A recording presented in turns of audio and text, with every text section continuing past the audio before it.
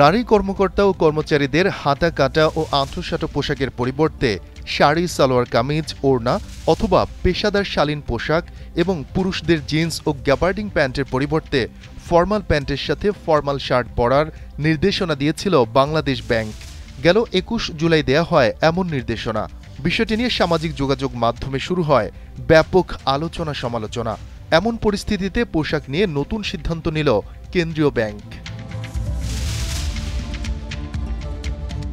বৃহস্পতিবার দুপুরে কর্মকর্তা কর্মচারীদের পোশাক পরার নির্দেশনাটি প্রত্যাহার করা হয়েছে বলে এক বিবৃতিতে জানিয়েছে কেন্দ্রীয় ব্যাংক।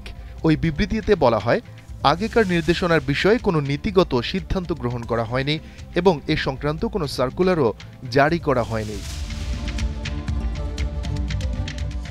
বিবৃতিতে আরও বলা হয়, মিডিয়ার মাধ্যমে অভ্যন্তরীণ এই বিষয়টি বিদেশে অবস্থানরত বাংলাদেশ ব্যাংকের গভর্নরের নজরে এলে তিনি ক্ষোভ প্রকাশ করেন এবং তার নির্দেশনা মোতাবেক বিষয়টি এই মুহূর্তে প্রত্যাহার করা হলো।